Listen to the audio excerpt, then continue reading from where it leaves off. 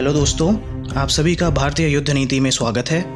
आज के एपिसोड में हम डिस्कस करने वाले हैं कि आखिर भारत और चीन के बीच में दुश्मनी का क्या रीज़न है, आखिर क्यों चीन ने भारत पर सन 1962 में हमला किया था और आखिर क्यों भारत के बार बार चीन का समर्थन करने के बावजूद चीन जो है वो पाकिस्तान का समर्थन करता है और भारत के खिलाफ हमेशा बोलता आ रहा है, और आखिर क्यों चाइना की जो पॉलिसी रही है वो एक एक्सपेंशनिस्ट रही है। दोस्तों, सबसे पहले हमें ये समझना पड़ेगा कि भारत और चीन के बीच में आखिर दुश्मनी क्यों है। इसको समझने के लिए हमें कम से कम नहीं तो 60 साल पीछे जाना पड़ेगा। सन 1962 में भारत ने एक पॉलिसी बनाई जिसका नाम था इंडियन फॉरवर्ड पॉलिसी। इसके तहत हमारे मिलिट्री कमांडर्स को कहा गया कि आप वहाँ पर पोस्ट बनाएं जो कि रिलेटिवली खाली इलाके हैं अक्साई चिन में और अरुणाचल प्रदेश में। मगर चाइना जो है वो इन इलाकों को अपना बताता था। एज अ रिजल्ट कॉन्फ्लिक्ट्स बने। उन्होंने अक्साई चिन और अरुणाचल प्रदेश में जो है ज़मीनें हड़पनी शुरू कर दी और अक्साई चिन में उन्होंने एक रोड बना दी जो कि तिब्बत और शिनजियांग प्रोविंस को लिंक करती थी।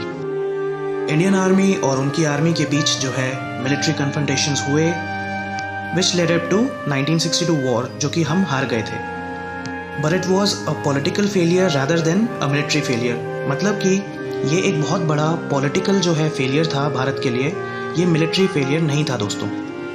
दोस्तों अक्साई चिन और अरुणाचल प्रदेश हमेशा से ही भारत का एक अभिन्न अंग रहे हैं। हमारी आज़ादी के बाद उनको मैकमहोन लाइन के अंदर भी इंक्लूड किया गया था और ये बात ये चीनी बहुत अच्छी तरह से जानते थे। तो क्या ये लड़ाई केवल ज़मीन के टुकड़ों के लिए लड़ी गई? जवाब है हाँ भी और नहीं भी। दोस्तों, भारत और चीन के बीच में दुश्मनी का मुख्य कारण है चाइना की वन-अपमैनशिप की भावना। दोस्तों, पूरे चीन को माओ जेडोंग का हान चाइनीज़ कल्चर डोमिनेट करता है और वो लोग अपने आप को पूरे वर्ल्ड में सबसे ज़्यादा सुपीरियर कंसिडर करते हैं। यही कारण है कि वो पूरे वर्ल्ड की एक सुपर पावर बनना चाहते हैं। और दोस्तों, क्योंकि चीन जो है वो एक बहुत ही दूरदर्शिता वाला देश है, उसकी नीतियाँ जो हैं आने वाले 50 से 70 सालों को ध्यान में रखते हुए तय की जाती हैं। चीन इस बात को बखूबी समझ गया था कि एशिया में अगर कोई देश उसको टक्कर दे सकता है तो वो केवल और केवल भारत है। कोई भी देश हो वो किसी दूसरे देश पर एकदम युद्ध नहीं छेड़ता, वो पहले कॉन्फ्लिक्ट्स क्रिएट करता है। उसका स्ट्रैटेजिक ऑब्जेक्टिव जो है वो एक बहुत ही लॉन्ग टर्म का था। दोस्तों, वो भारत को दबाना चाहता था। भारतीयों के मन में वो डर पैदा करना चाहता था कि भारत जो है चीन के आगे कभी भी अपना सर उठाने की हिम्मत ना करे।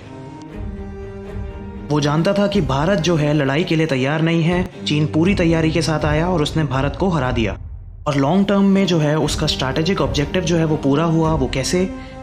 डिप्लोमेसी में भी और मिलिटरीली भी हम बहुत ज़्यादा डिफेंसिव हो गए।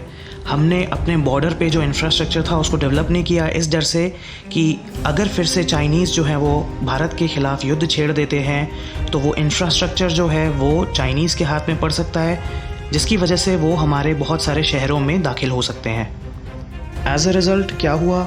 आए दिन चाइनीज़ सोल्जर्स जो है अपनी दादागिरी दिखाते थे बॉर्डर पर और बहुत बार उन्होंने हमारा थोड़ा थोड़ा इलाका जो है हथियाया भी है। अब बात कर लेते हैं कि आखिर चाइना जो है वो हमेशा पाकिस्तान का साथ क्यों देता है।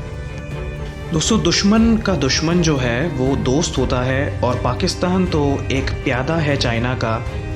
भारत को इकोनॉमिकली जो है ब्लीड करने के लिए, भारत को इकोनॉमिकली कमज़ोर करने के लिए हम उनसे 4 युद्ध लड़ चुके हैं। वो अलग बात है कि हम चारों के चारों जीते हैं, मगर हमें बहुत बड़ा इकोनॉमिक खामियाजा जो है उन युद्ध में उठाना पड़ा है। हमें आए दिन जो है अपनी आर्मी वहाँ पर पूरी तरह से लगानी पड़ती है। आए दिन जो है हम आतंकवादियों के ख़िलाफ़ जो है मुठभेड़ करते हैं, जिसमें हमारे जो है सोल्जर्स भी बहुत बार शहीद हो जाते हैं, जिसका अच्छा खासा फाइनेंशियल स्ट्रेन जो है वो देश की इकोनॉमी पे पड़ता है। हमारा ध्यान जो है वो पाकिस्तान की तरफ बटा रहता है और एज अ रिज़ल्ट हम जो है एक्स्ट्रा जो प्रोग्रेस है वो नहीं कर पाते। अब बात कर लेते हैं कि आखिर चाइना की एक्सपेंशनिस्ट पॉलिसी क्यों है, क्यों चाइना जो है इतनी एग्रेसिवली जो है अपने इंटरेस्ट जो है वो परस्यू करता है। चाइना और देशों की जो है ज़मीन हड़पता है और अपनी दादागिरी दिखाता है। उसके जो लैंड डिस्प्यूट्स हैं वो उसके सारे के सारे पड़ोसी देशों से रह चुके हैं।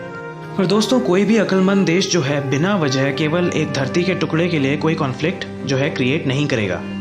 या तो उस लैंड पे उसका कोई स्ट्रैटेजिक इंटरेस्ट है या फिर उस लैंड में काफ़ी सारे नेचुरल रिसोर्सेज हैं। अब हमेशा देखेंगे कि चीन हमेशा उन इलाकों में अपना दावा ठोकता है जहाँ या तो कोई स्ट्रैटेजिक इम्पोर्टेंस की बात होती है या फिर वो जगह जो है नेचुरल रिसोर्सेज में रिच होती है। जैसे कि लद्दाख है, लद्दाख में जो है अभी रिसेंटली पाया गया है कि वहाँ पर बहुत सारे जो है नेचुरल रिसोर्सेज का भंडार है, वहाँ यूरेनियम पाया जाता है। इसी तरह से अरुणाचल प्रदेश में जो है काफ़ी सारा गोल्ड पाया गया है।